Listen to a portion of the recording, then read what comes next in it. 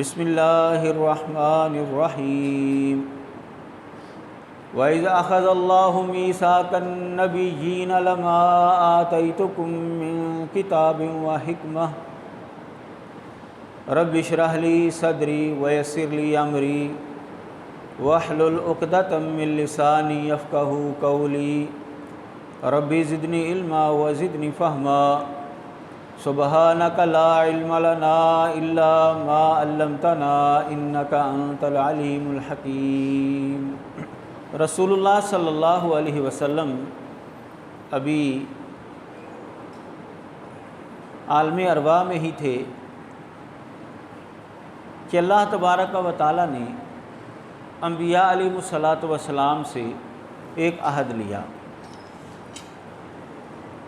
نبی علیہ الصلاۃ والسلام کی شان اور عظمت اس سے واضح ہوتی ہے۔ فرمایا وَإِذْ أَخَذَ اللَّهُ مِيثَاقَ النَّبِيِّينَ کہ جب اللہ تبارک و تعالیٰ نے نبیوں سے عہد لیا، لَمَا آتَيْتُكُم مِّن كِتَابٍ وَحِكْمَةٍ کہ جب میں تم کو کتاب و حکمت میں سے دے دوں گا، تمہیں نبوت سے سرفراز کیا جائے گا، تو پھر تمہارے پاس نبی آئے جو تمہاری تصدیق کرنے والا ہے، جو کچھ تمہارے پاس ہے اس کو سچا کہنے والا ہے۔ لَتُؤْمِنُنَّ بِهِ وَلَتَنْصُرُنَّهُ تم نے ضرور اس پر ایمان لانا ہے اور اس کی مدد کرنی ہے۔ رسول اللہ صلی اللہ علیہ وسلم کی شان اور عظمت اللہ تبارک و تعالیٰ نے عالم ارواح کے اندر انبیاء علیہم الصلاۃ والسلام سے منوائی اور ان کو یہ تاکید کی کہ تم نے اس نبی کے اوپر ایمان لانا ہے اگر وہ تمہاری زندگی کے اندر آ گیا تو۔ انبیاء علیہ الصلاۃ والسلام ان کے ذریعے ان کی امتوں کو اصل میں یہ حکم دیا گیا ہے، کیونکہ انبیاء علیہ الصلاۃ والسلام تو اپنا وقت گزار کر جو ہے وہ چلے گئے، ان کی امتیں جو ہیں وہ باقی ہیں، تو اصل میں ان کی امتوں کو یہ حکم دیا گیا ہے کہ تم نے محمد عربی صلی اللہ علیہ وسلم کو تسلیم کرنا ہے۔ دیکھو جو تمہارے نبی تھے ان سے یہ عہد لیا گیا ہے، اگر وہ بھی آج زندہ ہوتے تو وہ بھی محمد عربی صلی اللہ علیہ وسلم کی ہی پیروی کرتے، تو وہ تو نہیں ہیں، تم زندہ ہو لہٰذا تمہاری یہ ذمہ داری بنتی ہے کہ تم ان کے اوپر ایمان لاؤ۔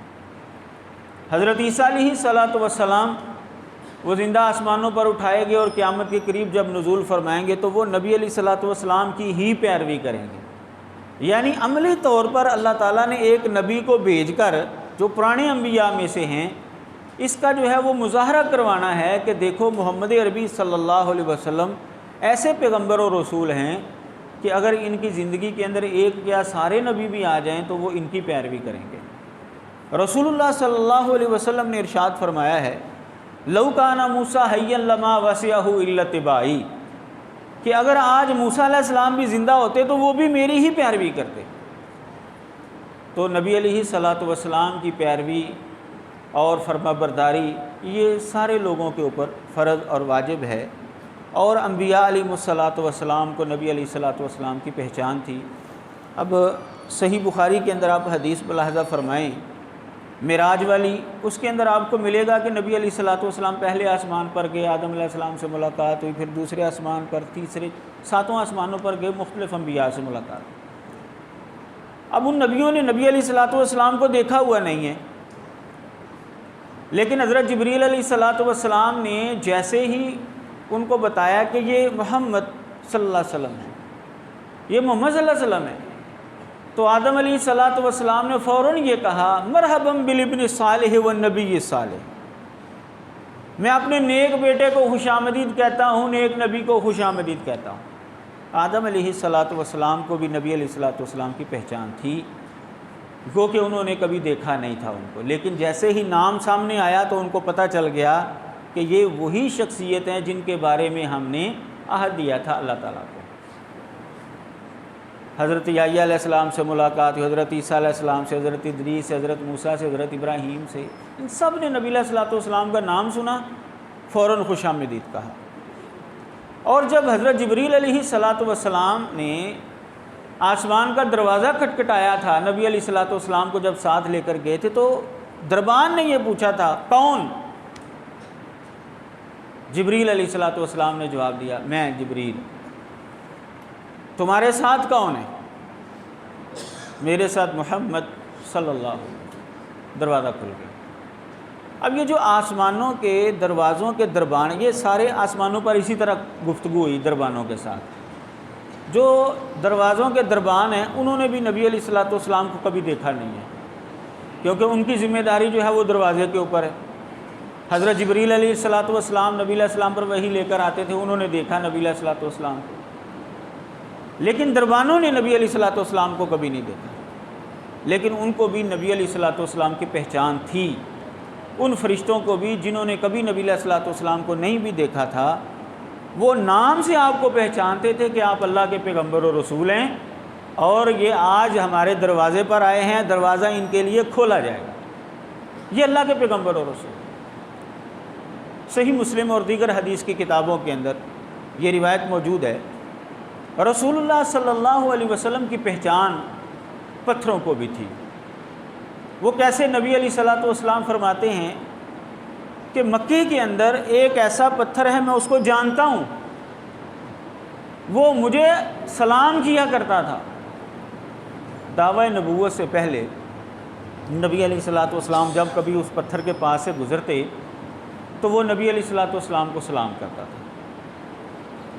اب بظاہر تو یہ لگتا ہے کہ ان کے اندر حس نہیں ہے تو یہ کیسے سلام کرتے ہیں؟ بھئی یہ ایمان بالغیب کے ساتھ اس کا تعلق ہے۔ قرآن مجید سے یہ بات معلوم ہوتی ہے کہ پتھروں کے اندر حس موجود ہے، صرف یہ ہے کہ وہ ہمیں ان کا احساس نہیں ہوتا۔ اللہ تبارک و تعالیٰ نے فرمایا ہے کہ ہر چیز اللہ کی تسبیح بیان کرتی ہے، لیکن تم ان کی تسبیح کو سمجھتے نہیں۔ ہر چیز، یہ میرے ہاتھ میں جو لاٹھی ہے اس وقت، یہ بھی اللہ کی تسبیح بیان کرتی ہے۔ ہر چیز اللہ کی تسبیح بیان کر رہی ہے، لیکن اللہ نے فرمایا تم ان کو سمجھتے نہیں۔ اسی طرح خاص پتھروں کے حوالے سے اللہ تعالیٰ نے فرمایا ہے کہ بعض پتھر ایسے ہیں کہ جو اللہ کے ڈر سے گر پڑتے ہیں، اور بعض ایسے ہیں جو پھٹ جاتے ہیں اور ان سے پانی نکلنا شروع ہو جاتا ہے، یعنی اللہ کا ڈر اور خوف وہ اپنے اوپر طاری کر لیتے ہیں۔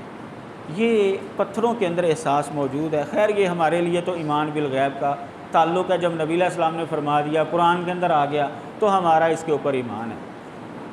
تو نبی علیہ الصلوۃ والسلام نے فرمایا کہ وہ پتھر مجھے سلام کیا کرتا تھا، میں اس پتھر کو آج بھی جانتا ہوں، پہچانتا ہوں کہ وہ پتھر کون سا ہے۔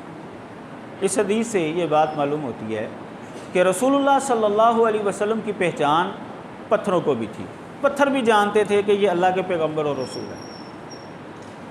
حدیث مبارکہ ہے، نبی علیہ الصلوۃ والسلام ایک دفعہ احد پہاڑ کے اوپر چڑھے، صحیح بخاری اور دیگر حدیث کی کتابوں کے اندر یہ حدیث موجود ہے۔ نبی علیہ الصلوۃ والسلام کے ساتھ حضرت ابوبکر بھی تھے، حضرت عمر بھی تھے، حضرت عثمان بھی تھے رضی اللہ عنہم اجمعین۔ نبی علیہ الصلوۃ والسلام جب اپنے ان تینوں ساتھیوں کے ساتھ احد پہاڑ کے اوپر چڑھے تو احد پہاڑ جو ہے نا وہ ہلنا شروع ہو گیا، حرکت میں آ گیا۔ اس کی وجہ جو ہے شاید یہ ہو، نبی علیہ الصلوۃ والسلام نے ایک دفعہ احد پہاڑ کی طرف اشارہ کر کے فرمایا تھا، یہ پہاڑ جو ہے احد یحبنا و نحبہ، ہم اس سے محبت کرتے ہیں، یہ ہم سے محبت کرتا ہے۔ ممکن ہے کہ وہ خوشی کے اندر جو ہے وہ جھومنا شروع ہو گیا ہو کہ میرے اوپر آج اللہ کے پیغمبر اور رسول آئے ہیں، اور حضرت ابوبکر، حضرت عمر، حضرت عثمان آئے ہیں، تو بہرحال وہ حرکت کرنا شروع ہو گیا۔ نبی علیہ الصلوۃ والسلام کے اس فرمان سے یہ بات تو معلوم ہوتی ہے کہ احد پہاڑ مسلمانوں سے، نبی علیہ السلام سے محبت کرتا ہے، اور مسلمانوں کی محبت جو ہے وہ احد پہاڑ سے۔ نبی علیہ الصلوۃ والسلام نے وہاں پر ایک جملہ ارشاد فرمایا جب احد پہاڑ ہلنا شروع ہو گیا۔ آپ نے فرمایا اثبت احد، اے احد ٹھہر جا، تھم جا، تیرے اوپر اس وقت ایک نبی کھڑا ہے، ایک صدیق کھڑا ہے، اور 2 شہید کھڑے۔ نبی علیہ الصلوۃ والسلام کا یہ فرمانا ہی تھا کہ احد پہاڑ جو ہے وہ ہلنا بند ہو گیا، رک گیا، وہ تھم گیا۔ اس نے ایسا کیوں کیا؟ احد پہاڑ کو پتہ تھا کہ مجھے آرڈر دینے والی شخصیت کوئی معمولی شخصیت نہیں ہے، وہ نبی و رسولوں کے سردار ہیں، حضرت محمد مصطفیٰ صلی اللہ علیہ وسلم ہیں، اس لیے میں نے ان کا آرڈر ماننا ہے، یہ اللہ کے پیغمبر ہیں۔ پہاڑوں کو بھی نبی علیہ الصلوۃ والسلام کی پہچان تھی، ان کو بھی پتہ تھا، پتھروں کو بھی پتہ تھا کہ یہ اللہ کے پیغمبر اور رسول ہیں۔ عام طور پر ہمارے ہاں ایک واقعہ معروف ہے تو وہ ابو جہل نے ہاتھ میں کنکریاں پکڑی ہوئی تھی تو کہا کہ یہ کیا ہے میرے ہاتھ میں؟ تو نبی علیہ الصلوۃ والسلام نے فرمایا ان کنکریوں سے پوچھو کہ میں کہاں ہوں۔ تو وہ کنکریاں کلمہ پڑھنا شروع ہو گئی۔ یہ واقعہ رسول اللہ صلی اللہ علیہ وسلم سے ثابت نہیں ہے۔ یہ دونوں جو حدیثیں میں نے آپ کے سامنے رکھی ہیں، وہ پتھر والی اور احد پہاڑ والی، یہ نبی علیہ الصلوۃ والسلام سے ثابت ہیں۔ لہٰذا جو ہمارا موضوع ہے کہ نبی علیہ الصلوۃ والسلام کی پہچان دیگر مخلوقات کو تھی، وہ ان دونوں حدیثوں سے واضح طور پر معلوم ہو رہا ہے۔ نبی علیہ الصلوۃ والسلام کی پہچان درختوں کو بھی تھی۔ صحیح بخاری کے اندر حدیث ہے، رسول اللہ صلی اللہ علیہ وسلم مسجد نبوی میں جب خطبہ ارشاد فرمایا کرتے جمعے کا، تو وہاں پر ایک تنا تھا، کھجور کا تنا تھا، آپ اس کے ساتھ ٹیک لگا لیا کرتے تھے اور خطبہ ارشاد فرمایا کرتے۔ کچھ عرصے کے بعد نبی علیہ الصلوۃ والسلام کا ممبر جو ہے وہ بنا دیا گیا، آپ کے لیے مسجد نبوی میں ممبر جو ہے وہ رکھ دیا گیا۔ تو آپ نے جو پہلا خطبہ اس ممبر کے اوپر ارشاد فرمایا، تو آپ خطبے کے دوران نیچے اترے۔ صحابہ بیان کرتے ہیں کہ وہ جو تنے کا درخت کھڑا تھا نا، وہاں پر نبی علیہ الصلوۃ والسلام اس کے ساتھ پیار کرنا شروع ہو گیا۔ صحابہ حیران پریشان ہے، مسئلہ کیا ہو گیا آج؟ نبی علیہ الصلوۃ والسلام جب دوبارہ ممبر کے اوپر تشریف فرما ہوئے تو آپ نے صحابہ کو پوچھا، پتہ ہے آج میں نے کیا کیا ہے؟ کیوں کیا یہ؟ نہیں جی، اللہ اور اس کے رسول ہی بہتر جانتے ہیں۔ آپ نے فرمایا کہ میں اس تنے کے ساتھ کھڑا ہو کر جو ہے خطبہ دیا کرتا تھا، تو آج میرا ممبر بن گیا ہے، تو میں نے ممبر کے اوپر کھڑے ہو کر خطبہ دینا شروع کیا، تو یہ بچوں کی طرح رونا شروع ہو گیا کہ نبی علیہ الصلوۃ والسلام آج مجھ سے جدا ہو گئے ہیں۔ یہ بچوں کی طرح رونا شروع ہو گیا۔ تو میں نے پھر اس کو پیار کیا ہے اور اس کو تسلی دی ہے اور یہ خاموش ہو گیا۔ نبی علیہ الصلوۃ والسلام کی پہچان درختوں کو بھی تھی، ان کو بھی پتہ تھا کہ یہ اللہ کے پیغمبر و رسول ہیں۔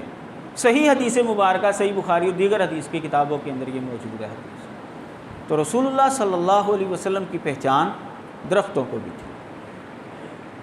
حدیث مبارکہ میں یہ بات بھی موجود ہے، صحیح مسلم وغیرہ کے اندر ہے، کہ آپ ایک دفعہ قضائے حاجت کے لیے دوران سفر ایک جگہ پر گئے، تو نبی علیہ الصلوۃ والسلام کے حوالے سے یہ بات آتی ہے، اذا ذهب المذهب ابعد، ابو داود کے اندر حدیث ہے کہ نبی علیہ الصلوۃ والسلام جب قضائے حاجت کے لیے جاتے تو دور جاتے تھے تاکہ آپ کو کوئی دیکھ نہ سکے۔ لیکن دوران سفر آپ ایک ایسی جگہ پر آپ کو حاجت ہوئی، آپ نے جگہ تلاش کی، ادھر ادھر دیکھا، کوئی چھپنے کی جگہ ہی نہیں تھی۔ تو آپ ادھر دیکھ رہے ہیں تو نظر پڑی کہ ایک دور جو ہے نا ایک درخت کھڑا ہے۔ نبی علیہ الصلوۃ والسلام اس کے پاس گئے اور اس کو پکڑا شاخ سے اور کہا اللہ کے حکم سے میرے ساتھ چل۔ وہ درخت چلنا شروع ہو گیا آپ کے ساتھ۔ دوسری طرف بھی ایک درخت تھا، آپ نے اس کو بھی پکڑا جا کر اور اس کو بھی کہا کہ اللہ کے حکم سے میرے ساتھ چل۔ دونوں کو ایک جگہ پر آپ نے اکٹھا کر لیا اور آپ نے فرمایا کہ تم دونوں میرے اوپر جھک جاؤ، پردہ کرو میرے اوپر۔ ان دونوں درختوں نے نبی علیہ الصلوۃ والسلام کے اوپر پردہ کیا، آپ نے حاجت کی اور پھر درخت جو ہے وہ اپنی اپنی جگہ پر چلے گئے۔ یہ صحیح حدیث موجود ہے۔ نبی علیہ الصلوۃ والسلام نے درختوں کو آرڈر دیا ہے، درختوں کو پتہ تھا کہ ہمیں یہ حکم دینے والی شخصیت کون ہے، یہ ذات کون ہے۔ ان کو نبی علیہ الصلوۃ والسلام کی پہچان تھی کہ یہ اللہ کے پیغمبر اور رسول ہیں، ہم نے ان کی بات ماننی ہے، ہم پابند ہیں ان کی بات ماننے کے۔ ان دونوں حدیثوں سے یہ بات واضح ہوتی ہے کہ نبی علیہ الصلوۃ والسلام کی پہچان درختوں کو بھی تھی۔ اب آ جاتے ہیں حیوانات کی طرف۔ سنن نبی داود اور دیگر حدیث کی کتابوں کے اندر یہ حدیث موجود ہے۔ رسول اللہ صلی اللہ علیہ وسلم ایک دفعہ ایک باغ کے اندر گئے، ایک انصاری صحابی کا باغ تھا، تو مدینے کا یہ واقعہ ہے۔ آپ چند صحابہ کے ساتھ تھے تو ایک اونٹ آیا اور وہ آپ کے سامنے آ کر نہ رونا شروع ہو گیا، آنسو اس کے جو ہے نا گرنا شروع ہو گئے۔ صحابہ کو تو نہیں پتہ چلا کہ کیا ہوا ہے، لیکن اتنا نظر آ رہا تھا کہ اونٹ جو ہے نا وہ رو رہا ہے۔ نبی علیہ الصلوۃ والسلام نے فوراً سوال کیا، پوچھا اس اونٹ کا مالک کون ہے، یہ اونٹ کس کا ہے؟ ایک انصاری نوجوان دوڑتا ہوا ہے، اے اللہ کے نبی صلی اللہ علیہ وسلم میرا یہ اونٹ۔ آپ نے فرمایا کہ یہ مجھے شکایت لگا رہا ہے، محنت زیادہ لیتے ہو اس سے اور خوراک کم دیتے ہو۔ یاد رکھو اللہ تبارک و تعالیٰ ان جانوروں کے حوالے سے بھی تم سے سوال کرے گا قیامت والے دن، کتنا کام لیتے تھے اور ان کی خوراک کا دھیان رکھتے تھے نہیں رکھتے تھے، کیا کرتے تھے تم ان کے ساتھ، قیامت والے دن ان کا بھی سوال ہوگا تم سے۔ رسول اللہ صلی اللہ علیہ وسلم کے پاس یہ اونٹ آیا، اس اونٹ کو پتہ تھا کہ میں کس شخصیت کے پاس جا کر شکایت لگا رہا ہوں، اسے پہچان تھی نبی علیہ الصلوۃ والسلام کی، وہ جانتا تھا کہ یہ اللہ کے پیغمبر اور رسول ہیں، میں نے ان کے پاس جانا ہے، ان کے سامنے مسئلہ رکھوں گا تو میرا مسئلہ حل ہو جائے گا، کیونکہ یہ اللہ کے پیغمبر اور رسول ہیں۔ اللہ تبارک و تعالیٰ نے اس لیے تو فرمایا وَمَا أَرْسَلْنَاكَ إِلَّا رَحْمَةً لِلْعَالَمِينَ، اے نبی ہم نے آپ کو سب جہانوں کے لیے رحمت بنا کر بھیجا ہے، صرف انسانوں کے لیے نہیں، آپ ہر مخلوق کے لیے جو ہے وہ رحمت بن کر آئے ہیں۔ انسانوں کا جہان اور ہے، جانوروں کا جہان اور ہے، پرندوں کا جہان اور دیگر چیزوں کا، نبی علیہ الصلوۃ والسلام سب کے لیے رحمت بنا کر آئے۔ اللہ تعالیٰ نے آپ کو رحمت للعالمین بنا کر بھیجا۔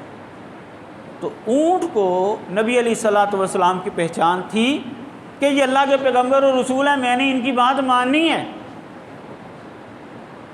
ابو داود کے اندر ہی حدیث ہے کہ نبی علیہ الصلوۃ والسلام دوران جہاد ایک جگہ پر پڑاؤ ڈالا، آپ نے صحابہ کے ساتھ بیٹھے ہوئے تھے مجلس میں، تو صحابی بیان کرتے ہیں کہ ایک پرندہ جو ہے نا وہ اڑتا اڑتا آیا اور نبی علیہ الصلوۃ والسلام بیٹھے ہوئے تھے، تو نبی علیہ الصلوۃ والسلام کے سامنے سے جب گزرنے لگا نا تو اس نے پرواز نیچی کر لی، دور سے اڑتا آ رہا ہے، نبی علیہ السلام کے سامنے سے گزرا، نیچی پرواز کر کے ادھر نکل گیا، ادھر سے پھر آیا، نبی علیہ السلام کے قریب جب پہنچا تو پرواز نیچے کی، آپ کے سامنے سے پھر ادھر نکل گیا۔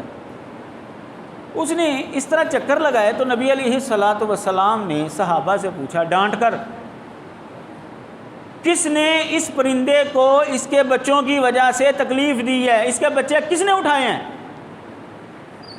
ایک صحابی جی میں نے وہ کپڑے کے اندر جو ہے وہ بچے اس کے گھونسلے سے لیے تھے اور وہ کپڑے کے اندر بند کر لیے تھے، انہوں نے وہ کپڑا جو ہے وہ اوپر سے ننگا کیا، وہ بچے اس کے اندر تھے، تو وہ پرندہ آیا اور ان بچوں کے اوپر آ کر بیٹھ گیا۔ نبی علیہ الصلوۃ والسلام کے سامنے اس پرندے نے آ کر بھی شکایت لگائی کہ آپ کے کسی ساتھی نے میرے بچے اٹھا لیے ہیں گھونسلے سے، وہ تو اس قابل نہیں ہے ابھی کہ وہ اڑ سکیں، ان کی خوراک بن سکیں، وہ تو ابھی چھوٹے بچے ہیں۔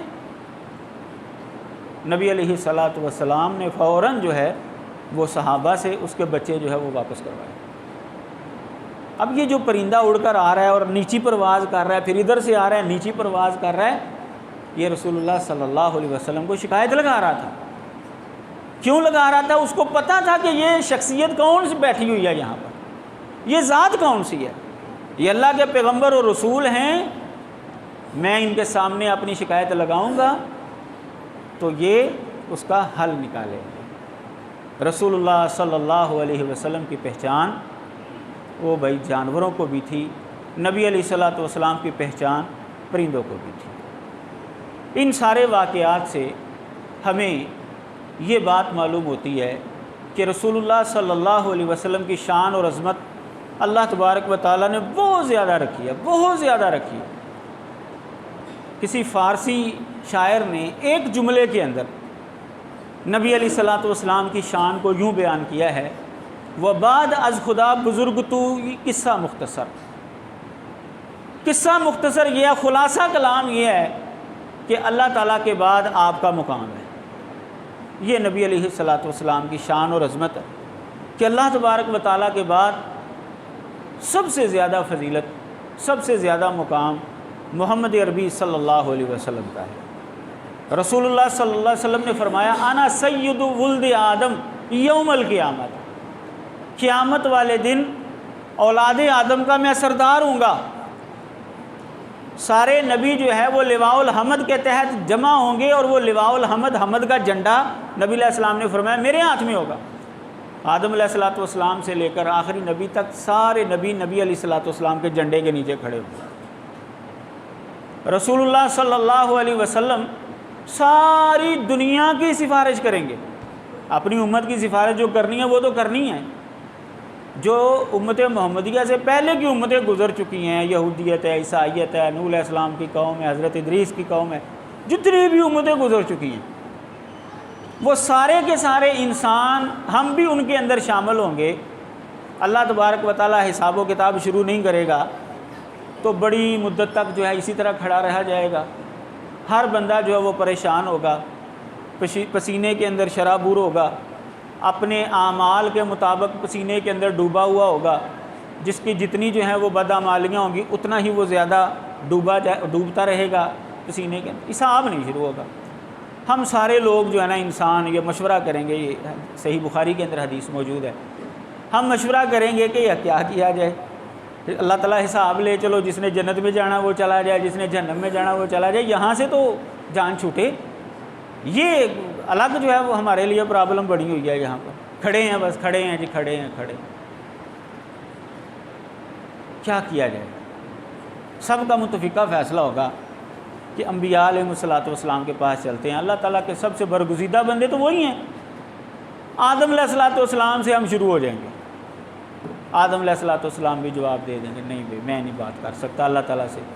نوح علیہ السلام بھی جواب دے دیں گے، حضرت ابراہیم علیہ السلام، حضرت موسیٰ علیہ السلام، حضرت عیسیٰ، جس نبی کے پاس بھی جائیں گے نا تو وہ کہے گا نہیں بھائی آج میں اللہ تعالیٰ سے بات نہیں کر سکتا، مجھے اجازت نہیں۔ حضرت عیسیٰ علیہ السلام فرمائیں گے کہ ہاں ایک شخصیت ہے جس کو آج اجازت ہے بولنے کی، وہ ہے محمد عربی صلی اللہ علیہ وسلم، ان کے پاس جاؤ، وہ تمہاری بات آگے پہنچائیں گے۔ ہم سارے انسان جو ہے مل کر نبی علیہ السلام کی خدمت میں آئیں گے، اور پھر نبی علیہ السلام نے فرمایا میں اللہ تعالیٰ کے سامنے جا کر سجدہ ریز ہوں گا، اللہ تعالیٰ سے اجازت مانگوں گا، اللہ تعالیٰ کے سامنے جاؤں گا، وہاں پر سجدہ کروں گا، اور سجدے کے اندر اللہ تعالیٰ مجھے ایسی ایسی حمدیں سکھائے گا، اس وقت یاد کروائے گا جو ابھی مجھے نہیں آتی۔ اس وقت اللہ تعالیٰ مجھے ایسے ایسے الفاظ جو ہے وہ میرے ذہن میں ڈالے گا، اور میں ان الفاظوں کے ساتھ اللہ تعالیٰ کی حمد بیان کروں۔ تو جب تک اللہ چاہے گا میں ادھر ہی رہوں گا سجدے کی حالت میں۔ پھر اللہ تبارک و تعالیٰ فرمائیں گے ارفع راسک، سر اٹھاؤ، اشفع تشفع، سفارش کرو تمہاری سفارش مانی جائے، بات کرو، بات کیا ہے تمہاری بات میں مان لوں گا۔ نبی علیہ السلام کے اس فرمان سے یہ بات معلوم ہوتی ہے کہ اللہ تبارک و تعالیٰ پہلے ہی نبی علیہ السلام کو فرما دیں گے کہ آپ جو بات کریں گے میں آپ کی بات مان لوں گا، بات کریں کیا، مسئلہ کیا ہے۔ اللہ تعالیٰ کو تو پتہ ہے، لیکن اللہ تبارک و تعالیٰ جو ہے وہ اپنی ربوبیت کا، اپنے جبار ہونے کا وہاں پر اظہار کرے گا کہ دیکھو یہ سارے انسان جو ہے مجھ سے مانگتے ہیں، یہ نبیوں رسولوں کا سردار ہے، یہ بھی سفارش کرنے کے لیے میرے پاس آیا ہے۔ نبی علیہ السلام وہاں پر بھی ساری انسانیت کی سفارش کریں گے، حساب و کتاب شروع ہوگا۔ یہ ہے انا سید ولد آدم یوم القیامہ، نبی علیہ السلام سارے انسانوں کے سردار ہوں گے۔ اب جب ہم نے یہ موضوع سمجھ لیا کہ نبی علیہ السلام کی پہچان سابقہ انبیاء کو بھی تھی، ان فرشتوں کو بھی تھی جنہوں نے آپ کو کبھی دیکھا نہیں تھا، پتھروں کو بھی تھی، درختوں کو بھی تھی، جانوروں کو بھی تھی آپ کی پہچان، تو اے مسلمان پھر ہمیں آپ کی پہچان کیوں نہیں ہے؟ پہچان یہ ہے کہ ہم نبی علیہ السلام کو اللہ کا رسول اور نبی مانتے ہیں تو آپ کی بات بھی مانی جائے، یہ ہے پہچان۔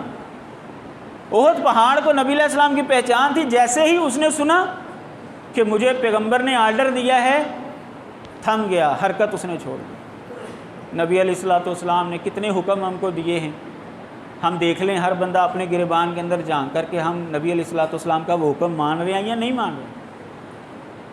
انسانوں سے یہ مطالبہ کیا گیا ہے کہ تم نے محمد عربی صلی اللہ علیہ وسلم کی پہچان کرنی ہے، پہچان کر کے ان کی بات کو ماننا ہے۔ دیکھو دیگر مخلوقات نبی علیہ السلام کی بات مانتے ہیں، میرے نبی کی بات تم نہ بھی مانو کوئی مسئلہ نہیں، اور مخلوقات تو مانتی ہیں، لیکن اگر تم بات مان لو گے تو تمہارا ہی فائدہ ہے اس کے اندر۔ قُلْ إِن كُنتُمْ تُحِبُّونَ اللَّهَ فَاتَّبِعُونِي يُحْبِبْكُمُ اللَّهُ۔ اگر تم اللہ سے معافی چاہتے ہو، گناہوں کی معافی چاہتے ہو، تو محمد صلی اللہ علیہ وسلم کی پیروی کرو۔ اللہ کی محبت چاہتے ہو، محمد صلی اللہ علیہ وسلم کی پیروی کرو۔ یحببکم اللہ، اللہ تعالیٰ تم سے محبت کرنا شروع ہو جائے۔ تو یہ ہماری خوش بختی ہوگی کہ اگر ہم نبی علیہ الصلوۃ والسلام کی پہچان کر کے ان کی بات کو مانیں گے۔ وما آتاکم الرسول فخذوہ وما نہاکم عنہ فانتہوا، جو پیغمبر تم کو دیتا ہے وہ لے لو، جس سے روکتا ہے اس سے رک جاؤ۔ یہ ہے ایمان کا تقاضا۔ اور آج کے سارے موضوع کا خلاصہ یہ ہے کہ دیگر مخلوقات کو بھی نبی علیہ السلام کی پہچان تھی، اے مسلمان ہمیں بھی پہچان ہونی چاہیے، اور اس پہچان کا عملی ثبوت یہ ہے کہ ہم نبی علیہ الصلوۃ والسلام کی بات کو مانیں، آپ کی شریعت پر عمل کریں، پھر دنیا آخرت کے اندر بلائیاں ہمارے لیے ہوں گی۔ وآخر دعوانا ان الحمد للہ رب العالمین۔